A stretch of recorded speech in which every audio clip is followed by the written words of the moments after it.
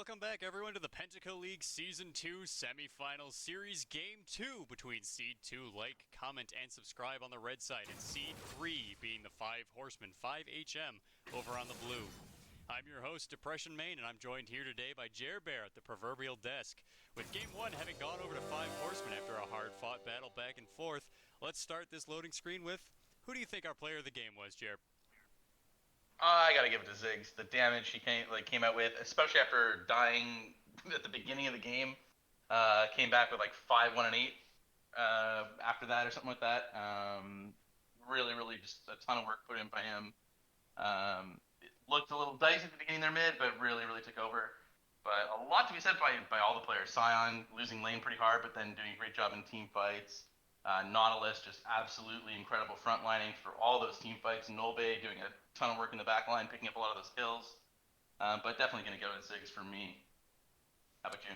I'm thinking I'm going to give it over to Kraken Skulls, who really just mitigated that Tristana starting to steamroll, just getting in her face at every step of the way. And we saw it in so many of those mid lane dives where Nolbe was going to get dove. Kraken just said, no, we're gonna take this a step back.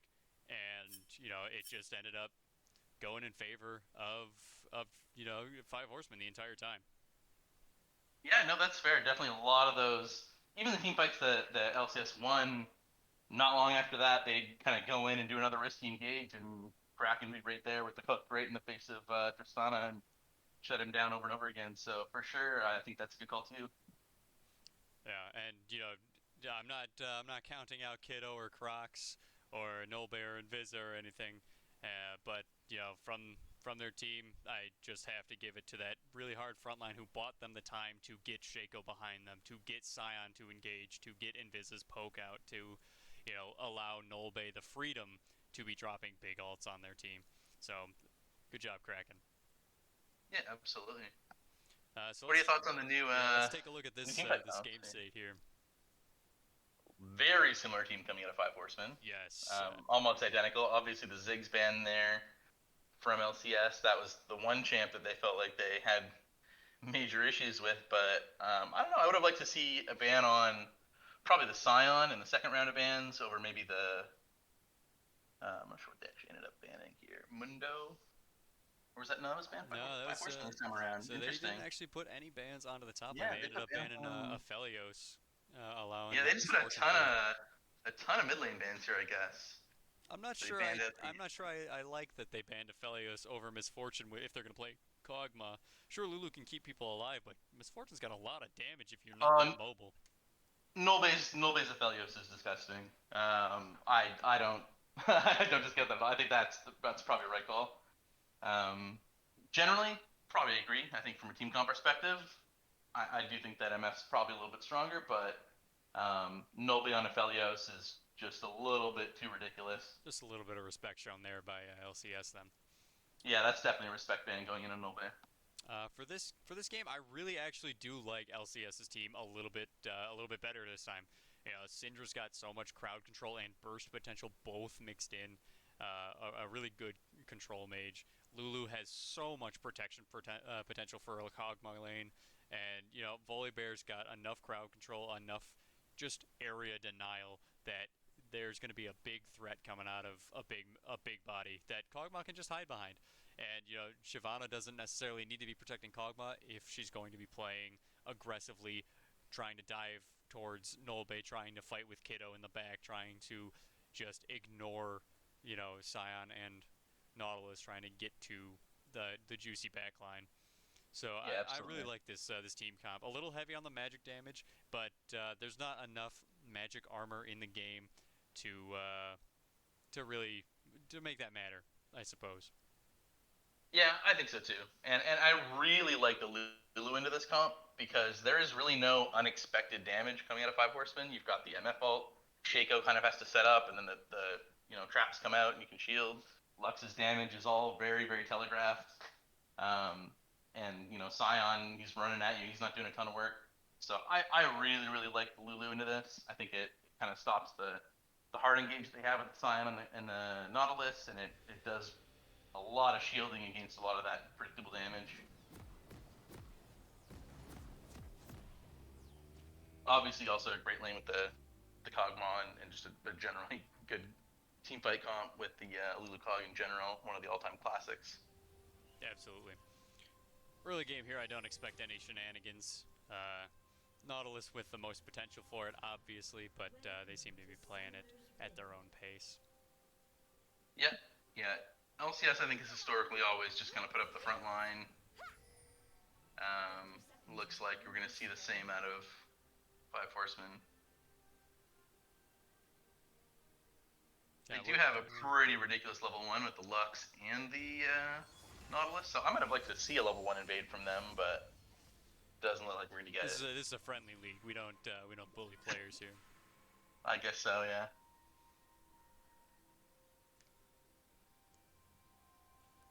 Definitely thinking that early this game we're going to see, again, big dragon pressure.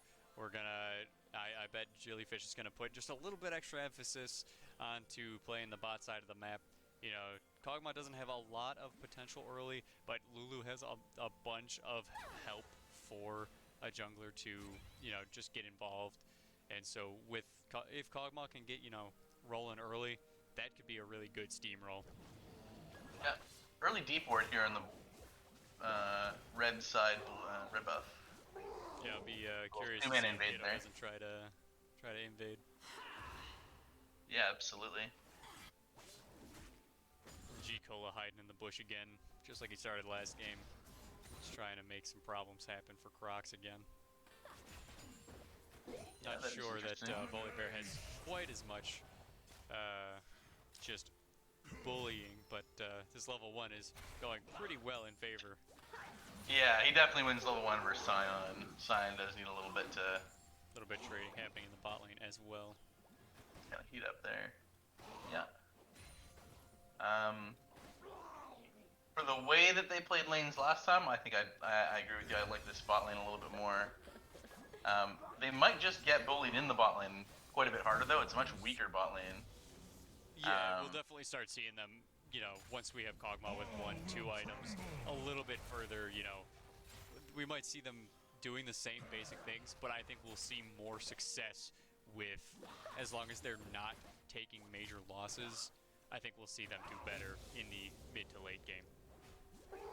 Yeah, for sure. But the Nautilus is a lot scarier into Lulu Cog, I think, than into Braum. Absolutely. Yeah, there's not quite as much disengage. But Lulu does offer that potential to shut Nolbay down entirely for a few seconds. You know, turn them into a rabbit or whatever. And here's that invade. Both the red buff and the first blood going over to Kiddo. And yeah, walking away with it at 10 HP and just, yeah, that's really, really tremendous. And that does help with clear speed. It does. From a jungle perspective, that's the way you want to be doing most of your camps. But when Shaco's in the game, you can't be doing that on your major buffs, especially not when you're that low health. Yeah, absolutely. So that early level 1 ward and the late invade to get that set up, paying off big time here for the Shaco. And it looks like he's coming right mid with that red buff. And I gotta think this... Oh, getting some backup trade here, 2-on-2. Invis is out of mana though, so I doubt this goes much further. Jellyfish does want revenge and is willing to fight for it though. Yeah. And that early sweeper just Volibear in the mid lane here. Yeah, he just walked down too. He's still got teleport available to him.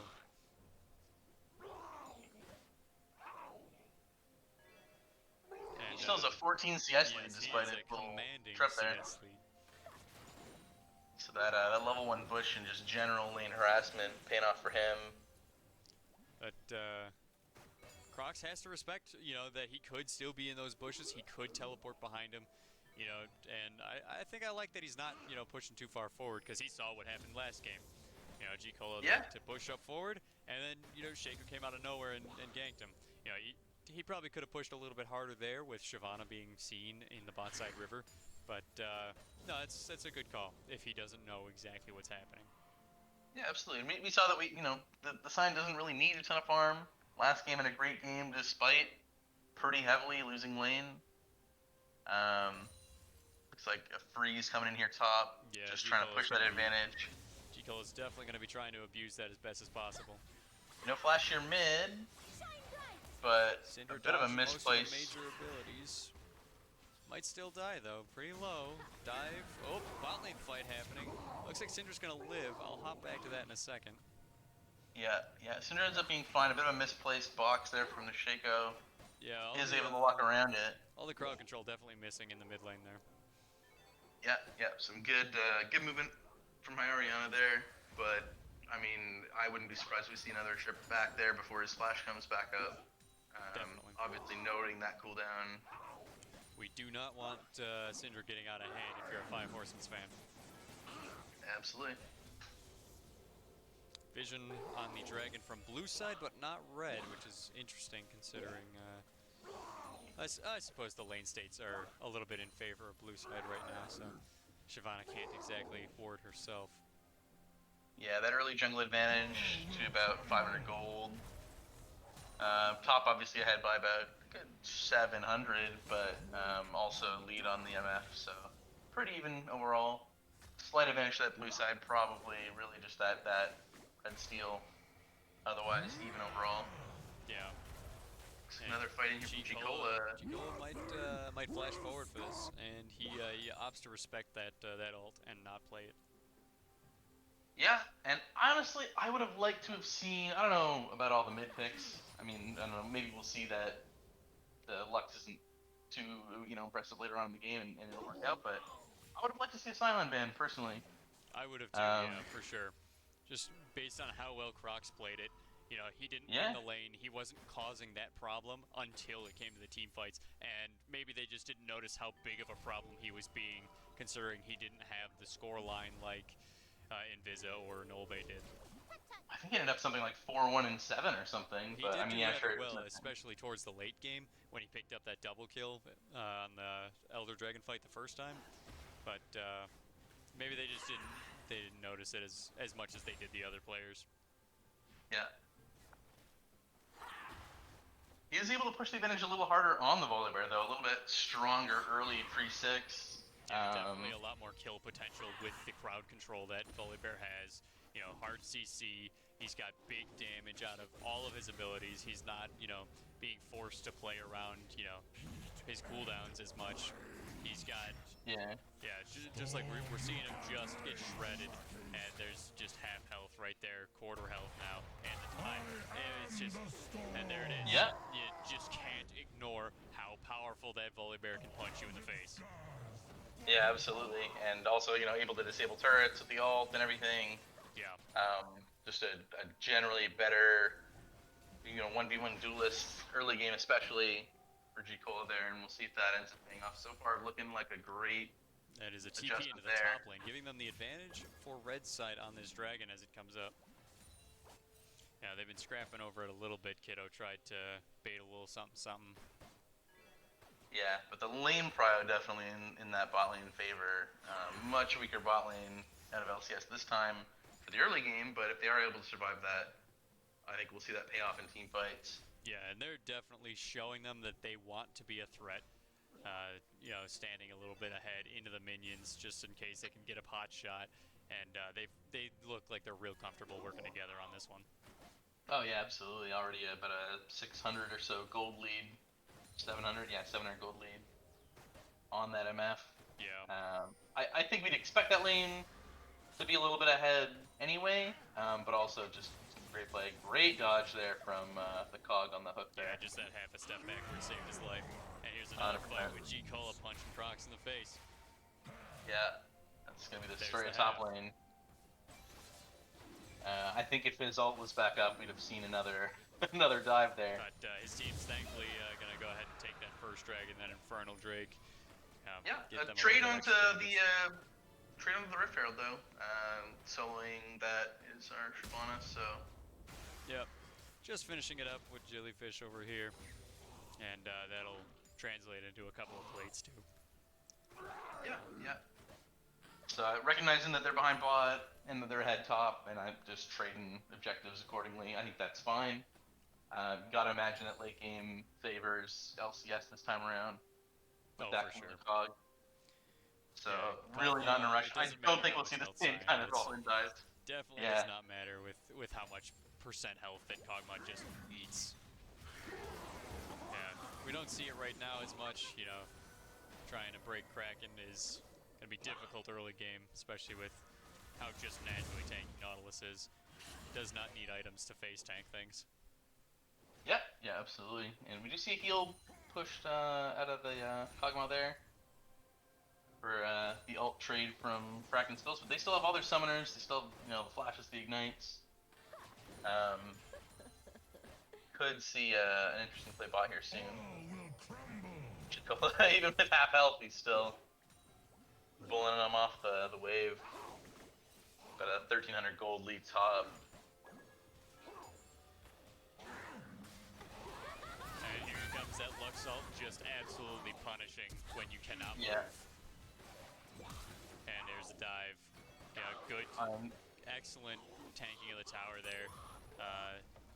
Invisa managed to step away just far enough not to take more tower gold from Yeah, the MF. great dive. Give it to the MF there too. Shyvana's here to try and make something happen, but here comes the crowd Yeah, control, and here comes the kill too. I don't think we can condone that. And there's another dive from G-Cola trying to make something happen on the top lane. Shield coming out to protect him from that tower shot, and Crocs should have been going for that farm, but instead chooses to chase Volibear out of the lane. Yeah. Yeah, no, it would have been good to push some of those off the tower, but they'll end up losing that whole wave to tower again. Kiddo's trying to make something happen. Haryana with very little mobility options. Kiddo dodging the crowd control. Yeah, one of the interesting things about that, Cinder, is you can just pick up the, the Shaco traps and throw them right back at him, so... Definitely interesting little pick there. Yeah, I definitely like that pick from Haryana, considering how many times Shaco did gank in okay. Just Invisa annihilating Haryana with the BM double ping question marks. Yeah, I think he's saying, like, you're going to try and ban me out, you're going to have to try a little harder, because Lux is looking absolutely viable on him. Definitely what you want to see if you're 5 Horsemen right now, with 2 lanes winning. Check the gold state on mid lane. We got about what is that, 800 gold right there in favor of the Lux, even though we're down by 20 farm. And then Fat Misfortune is just running away with it right now at 1,500 gold up. Yeah, that's the whole difference, is 1.5k, so... No Mythic, though. Went straight for the Yomus. That is interesting. To me, that shows that they want to go for some more team fighting while they're still in laning phase. Yeah, for sure, and they should. They should be, they should be forcing these fights, trying to make this Kog'Maw brawl with them. And while Kog'Maw doesn't have a Mythic, why do you need one? Yeah. And so here comes the ult. Kraken taking that tower for him. And Syndra's behind him, picking up the kill on Kraken. Kiddo is also punished just so heavily. And then Lux picking up a kill onto Jellyfish's Shyvana. Here comes the late TP by G-Cola, but nobody's just caught. He is just crushed by that Volibear. Excellent play by LCS there. Really just pulling it back into their favor a little bit here. It started off as a really bad fight for them. Its Kog'Maw went down real early. Tower started taking a lot of damage. They lost Jellyfish, but, they pulled it back around with Haryana and G-Cola coming back down and just punishing bot lane and whoever else came with them. Yeah, some good play on the Lulu there, stopping the Shaco engage initially and kind of forcing Kraken Skulls to have to over-engage into tower to make that play happen. And some good sidesteps out of the Shyvana, or the Syndra, I should say. And, a little bit of a late TP, but definitely TPing in with that huge top lane advantage. Just able to completely manhandle the MF there, so. And looks like Dragon just spawned here, so we might be seeing another fight as Vision goes down and people are starting to get revealed here on the map. We don't have... a little bit of deja vu if this goes to the runway, because we saw the early Drake from 5 Horsemen last time, and then the second one go over here, but looks like maybe not really wanting to take that fight without their top lane advantage. Because, it's a 1k gold lead now for 5 Horsemen, but... Yeah, actually, there. They've actually sent the Cog top. That's interesting. I think that makes sense, you know, to Yeah. put Kog'Maw against a low threat character, but here's the TP coming in. Kog'Maw has no Yeah. way to get over here, so this is definitely going to be a 4-on-5, and Sion's causing problems already. And just setting up Kraken to get a hook, picking off that Volibear, who is so far ahead already. And they're gonna run down Orianna here. I don't think there's Yeah, any for chance. sure. And Kraken eating the ult doesn't even care. It doesn't phase him at all. Yeah, absolutely. That Lux doing a ton of work. And that's just Crocs and Kraken. Just frontline face tank, crowd control as much as they can. And they're setting up so much for their team just over and over again as they build off of one another. The communication between these two, even though they play on the opposite sides of the map, is just so strong. Yeah, for sure. And again, Kraken, you know, setting up those plays and seeing those fights. Catches the flash out of Shyvana there. Just flashed right into that hook and, you know, just great skill shots and team fighting out of pretty much everyone on 5 Forces, but really Kraken in particular. This time, Inviza definitely is not feeling stunted at all. He did not get dove at level 1. He was not first blood, and he is trying to get a little bit of revenge by just blasting just as much damage out onto the team that he can guarantee. Yeah, as soon as he sees an opportunity to drop that Lux ult, he is. And I think the damage is just ridiculous as soon as he can. Yeah, absolutely. Lux is just one of those champs where if you get super far ahead, you just one-shot anyone you catch with a binding, so. Noticing that 10-stack ring right now. Yeah. That is not going to be feeling good if the LCS doesn't do anything about that. Yeah, that's definitely going to be public enemy number 1. Four targets, really, for that Lux to blow up. Shyvana does not build tanky, and really anyone on that team outside of Volibear who gets caught in a binding is not going to live to a Lux combo. See, this trade right here, I really appreciated how Valerian handled that. He is Kog'Maw. Kog'Maw does not run from things because he does not have an escape. Valerian recognized that, and while he thought he was caught, he just stood there and shot back, and I respect that. Yeah, absolutely. I think if he continues to do that as he gets more items, that will be a big benefit for his team. And G-Cola just barely surviving there, and Jellyfish trying to pick up a kill onto Kiddo, but only manages to get Crocs there as they turn a 2-on-1 into a 3-on-2 into favor of LCS. Yeah, just G-Cola showing his lead there. Barely escaping. Yeah. If he did not have a tremendous lead top lane, he would have just died there, but is ahead. And even with Shaco being a little bit ahead in the jungle, which I think, you know, maybe even just that red buff, right? Like that early lead has been kind of carrying through. Jill now is a CS lead, but it is 0-4. And you know, 1 or 2 more kills, 1 or 2 more items. That might have been the noting that Shaco doesn't have a finished item here, and that Divine Sunderer on Volibear is significant. Yeah, absolutely. That's a very good call. Just the burst damage that comes at him when he jumps on you. We saw, Sion burst into like half the first time we went in on him, and that's Sion. He's a tanky guy. And the Shaco also just almost exploding, died to basically just a couple autos from the volley and a straight E from Shyvana left him with about 10 hit points. So once Shyvana gets a little bit more farm, and we're seeing more and more items picked up on the Volibear here, he probably will not be able to get away with something like that next time. I definitely want to see LCS starting to take. I don't necessarily think better fights, but I want to see them handling their fights differently. As the next dragon is going to be coming up here in about 2 minutes, I believe. Yeah, and I mean they're starting with Vision, and I think that's the right place to start.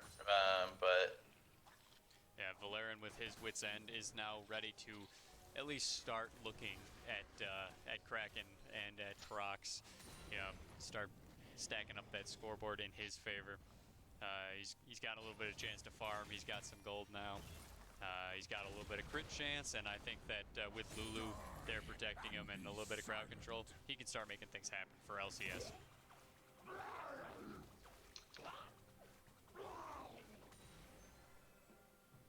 Yeah, absolutely. A little bit of a lull in the action here. So far, I think that definitely, again, we can touch on that level of just synergy between Crocs and Kraken. Just so strong with how their engages work.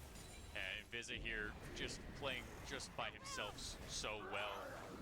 He's also been a little bit of a team player and traveling to bot lane, but you know, making these snap decisions to just, you know, hold this tower as long as he could by himself. The LCS has to respect Lux. Yeah, if one of you gets caught, one of you's gonna die, and you know that you can't ignore it. Yeah, absolutely.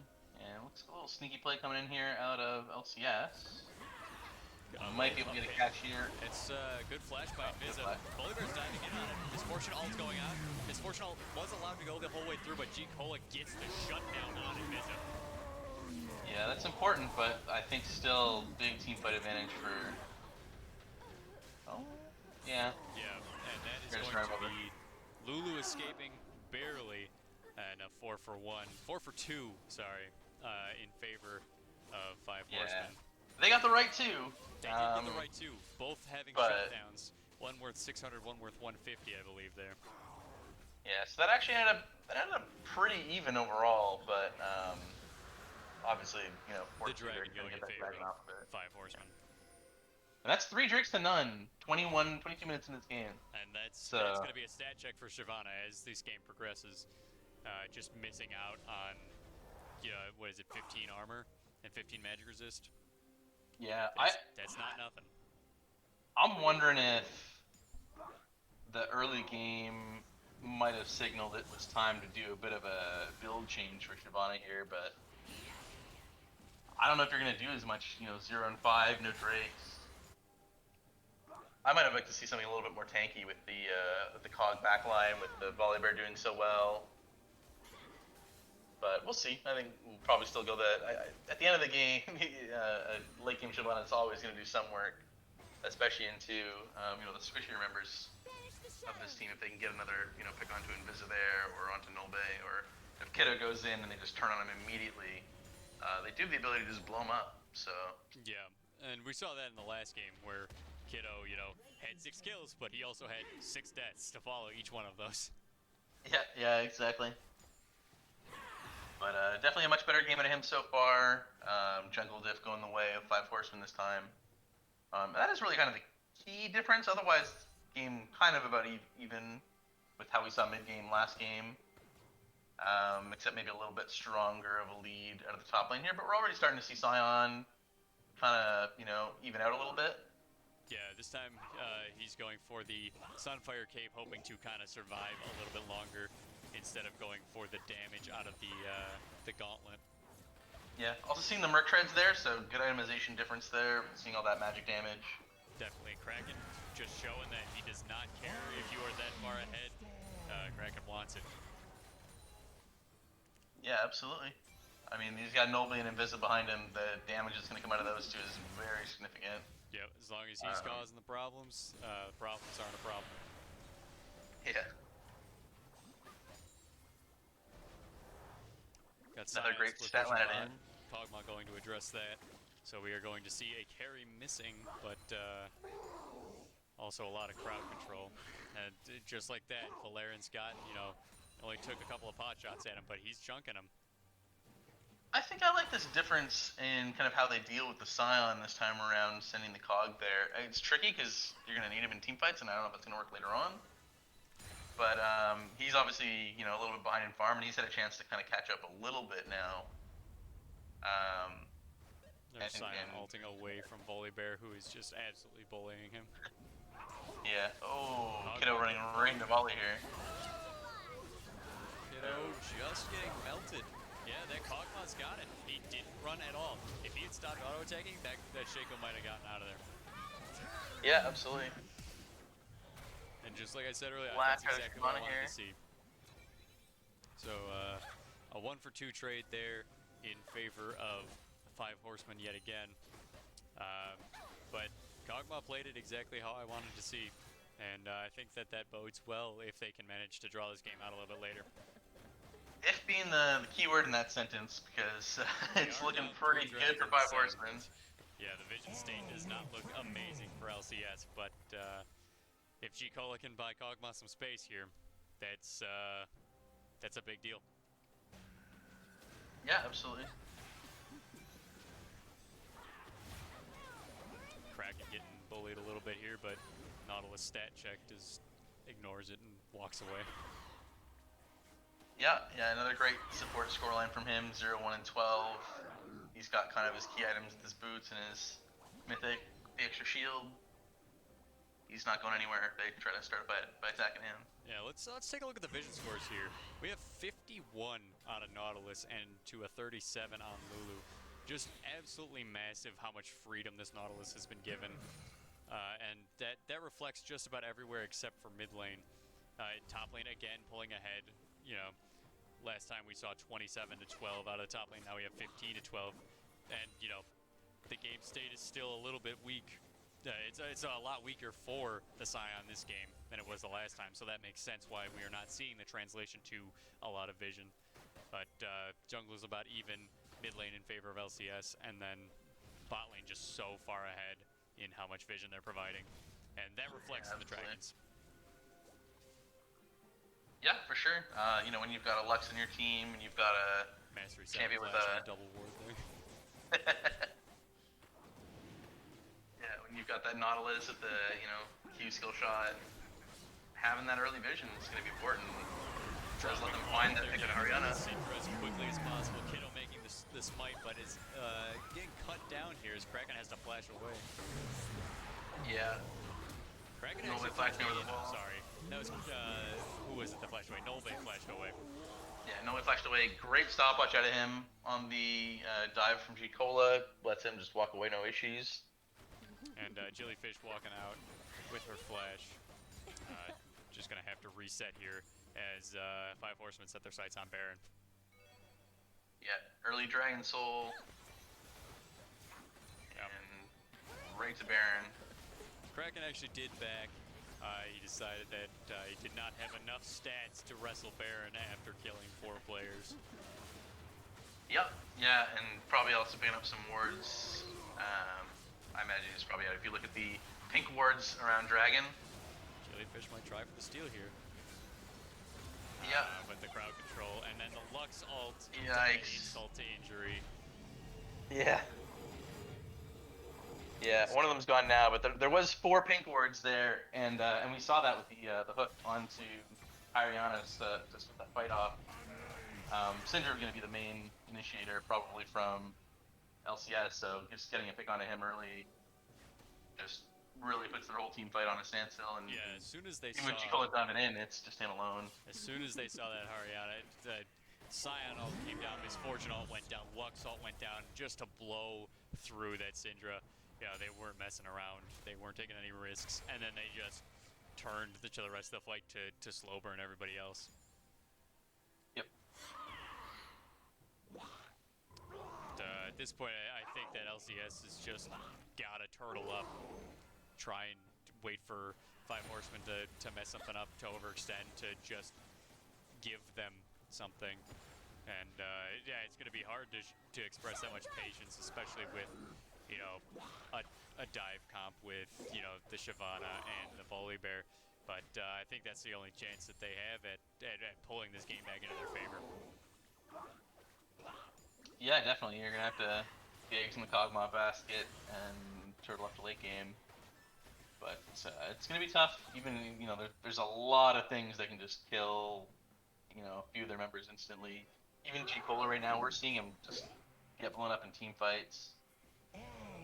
Looks like he's going for Zhonya's next, which might be interesting. I believe he did that in the last game on Kaiser too. Yeah. But does allow him to kind of dive in, stun people up. Here comes the dive. Proximate going a little bit too far there, I think. But he's going to walk out okay, as Nolve is able to give him some space there. Yeah, almost loses light there, but I mean the stat difference and the gold lead showing there for the whole team.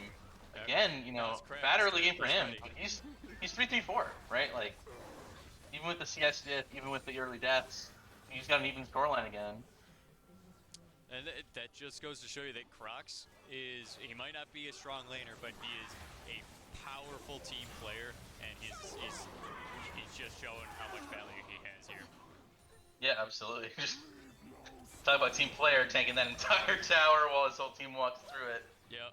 and able to just barely get away there with the luck shields and just the His own, general yeah. tankiness of Scion. And Kog'Maw wants him. He keeps shooting that ult at him. I see it. Yeah, Zach over here getting a little low as Kiddo tries to poke him down. yeah. You can see Shaco just throwing his clone at them while they get to take a free inhibitor. It's hard to deal with. Even Shaco, even if he's not killing you in the back line, which he has been doing a little bit of, he's got a good score line, but just dealing with him in a team fight is annoying Yeah, when you're behind.